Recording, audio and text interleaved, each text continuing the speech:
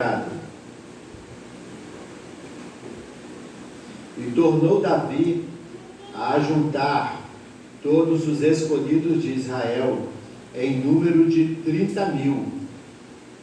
E levantou-se Davi e partiu com todo o povo que tinha consigo de Baalá, de Judá, para levarem dali para cima a arca de Deus, sobre o qual se invoca o nome do Senhor dos Exércitos, que se assenta entre os querubins. E puseram a arca de Deus em um carro novo, e a levaram da casa de Abinadab, que está em Geba, e Uzá e Aió, filhos de Abinadab, guiavam o carro novo. E levando da casa de Abinadab, que está em Geba, com a arca de Deus, Aió ia adiante da arca. E Davi e toda a casa de Israel alegravam-se perante o Senhor com toda sorte de instrumentos de madeira de faia, com harpas, e com saltérios, e com tamborins, e com pandeiros, e com símbolos. E chegando à eira de Nacon, estendeu Uzá a mão à arca de Deus, e segurou-a, porque os bois a deixavam pender. Então a ira do Senhor se acendeu contra Uzá, e Deus o feriu ali por esta imprudência, e morreu ali junto à arca de Deus. E Davi se contristou, porque o Senhor abrira rotura em Uzá, e chamou aquele lugar Pérez Uzá, até o dia de hoje. E temeu Davi ao Senhor naquele dia e disse: como virá a mim a arca do Senhor?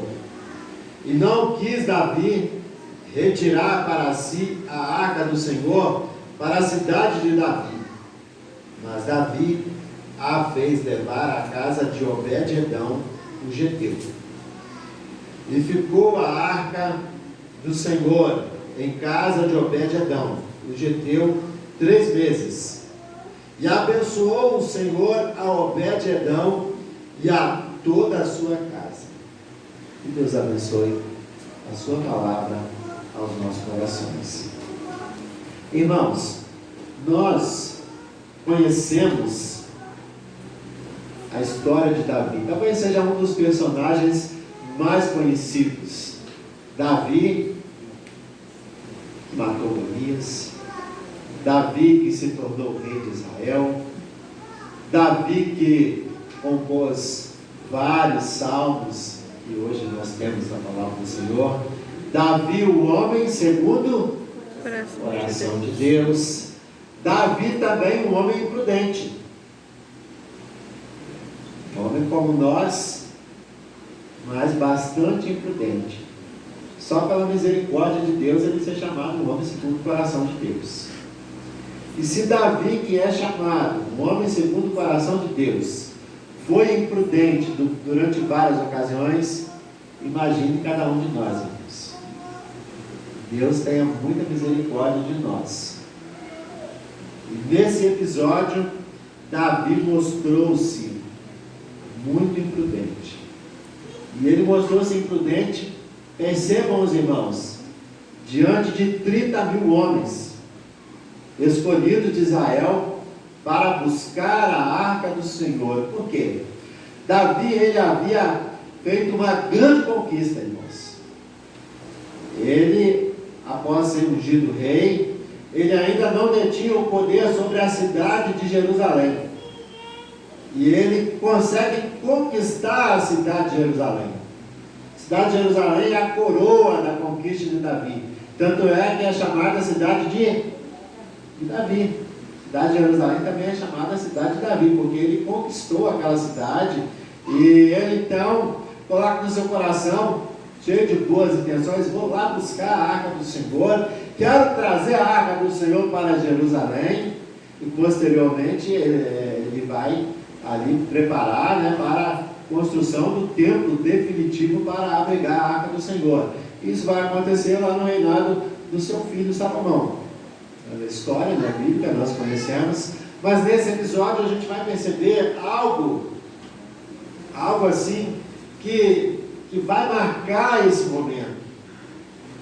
A Bíblia diz que eles começam ali aquele grande cortejo, e a arca é colocada onde?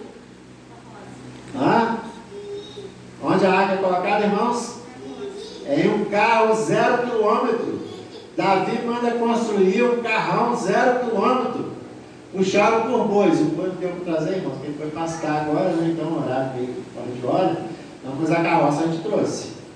Então Davi, ele prepara um carro 0 quilômetro, o último modelo ali do ano, ali de Judá, Jerusalém, e ele capricha naquele carro, né? Os irmãos lembram que barulho que faz esse carro? Faz barulho até bonito, né? Quando, não sei se os irmãos já tiveram a oportunidade de ouvir, né? Os bois vão puxando e é aquele barulho, né? Quem? Vocês imaginem esse carro fazendo barulho, a arca em cima, aquela grande comitiva, alegre, festiva, cânticos de louvores sendo entoados. A arca do Senhor está sendo levada, e num dado momento, esse rapaz, o Uzá, ele percebe que o carro, né, estava bambeando, né? Imaginem uma estrada de chão esburacada, e os bois, né, fazendo força, puxando aquele carro, e o carro provavelmente ele estava ali meio que inconstante naquela estrada, e ele percebe que a arca está correndo risco de cair, e ele está ali naquele intento, ele estende as mãos para conter ali a arca para não cair, e isso é entendido da parte de Deus como algo que ele não poderia fazer, e ele então morre ali naquele momento. Aquela grande festa, aquele grande culto de louvor, adoração, aquela alegria se transforma em pranto. E a culpa é de quem? Ali naquele momento, Davi entende que a culpa é de quem, irmãos? A culpa é de Deus. Tanto é que ele manda parar tudo, não quer, entristece, e ele deixa a arca na casa de Obed-Edom e vai embora. Acabou a festa.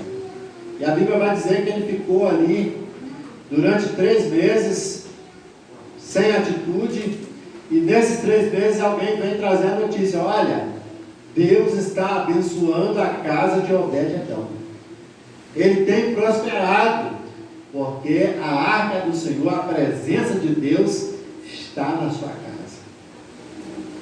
Então Davi, ele novamente coloca no coração: não vou lá buscar a arca do Senhor. Mas, irmãos, quando a gente vai buscar na palavra do Senhor, em Êxodo capítulo 25, só o verso 12, olha bem o que diz o verso 12 de Êxodo capítulo 25. Fundirás, né, para a arca 4 argolas de ouro, e as porás nos 4 cantos da arca, 2 argolas de um lado dela e 2 argolas no outro lado. Farás também varais de madeira de acácia e os cobrirás de ouro. Meterás os varais nas argolas aos lados da arca, para se levar por meio deles a arca. Os varais ficarão nas argolas da arca e não se tirarão dela. Meus irmãos, a arca não era para ser levada em um carro de bois. A arca era para ser colocada onde? No ombro de quem? No ombro de quem, irmãos? Não ouvi. No ombro dos levitas, no ombro dos sacerdotes. Eles deveriam colocar a arca no ombro e levar. Então Davi, ele é imprudente. Ele não vai fazer conforme a palavra de Deus. Ele vai fazer conforme a sua cabeça. aquilo que ele achava que era certo. Muitas vezes aquilo que a gente acha que é certo, aquilo que a gente acha que é normal, é algo que desagrada ao Senhor. É algo que vai contra os desígnios, a direção, a palavra do Senhor. Davi, ele causou ali um grande problema por não observar a palavra do Senhor. Então, na segunda vez, ele vai agora fazer direito. E aí a coisa dá certo.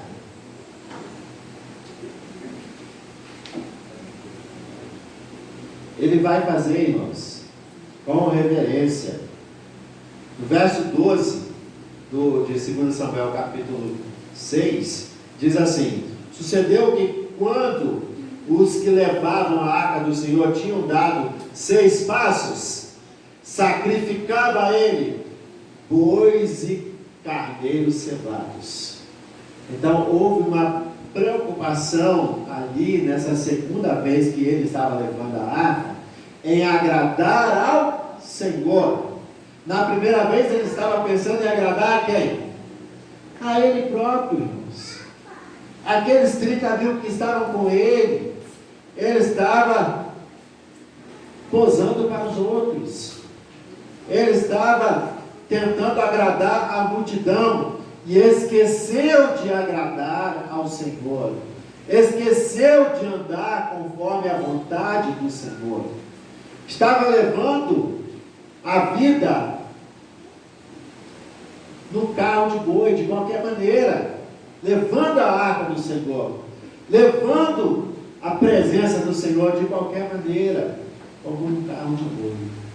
Quantas vezes, irmãos, também fazemos assim a nossa vida? Estamos levando a nossa vida, que é o templo do Espírito Santo, também num carro de bois, de qualquer maneira.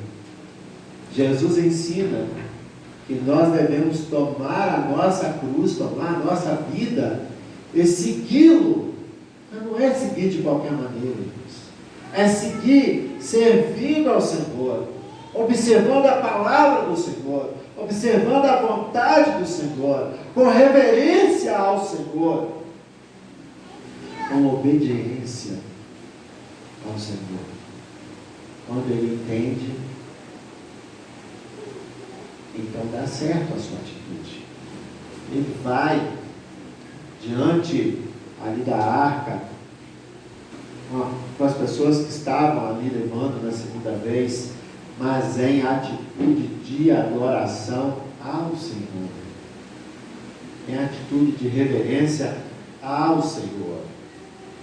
Eu queria, nessa oportunidade, irmãos, que você, eu, cada um de nós, refletíssemos a nossa vida, como nós a temos levado. Temos levado de qualquer jeito, como um carro de boi? Ou temos tido todo o cuidado com o templo do Espírito Santo, que é a nossa vida? Você, a Bíblia diz, você, eu, cada um de nós, somos morada do Espírito Santo. A arca do Senhor habita em você.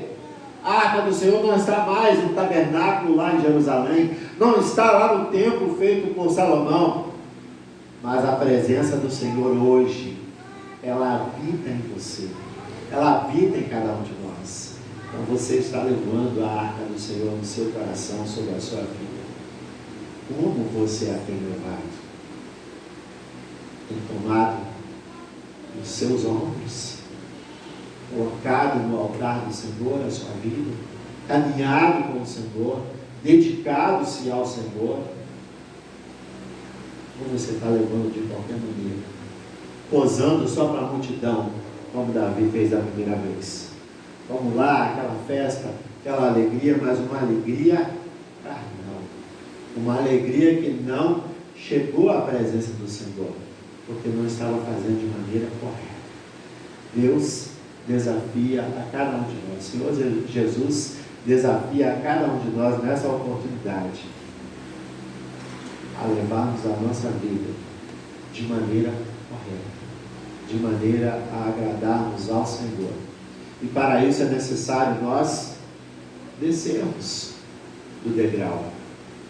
E se a gente for fazer a leitura do texto, mais adiante, a gente vai perceber que Nicol, a esposa de Davi, ela não entende isso. Mas você é um rei se humilhando desse jeito. E Davi responde a ela: olha, eu não era nada, e Deus me deu tudo. Se tiver que me humilhar mais, que assim seja, porque meu desejo é agradar ao Senhor. Qual tem sido o seu desejo? Qual tem sido o nosso desejo? Agradar a si próprio ou agradar ao Senhor? Deus deseja que nós o adoremos em espírito e em verdade. Deus deseja que nós o reverenciemos com atitudes, irmãos. Com atitudes.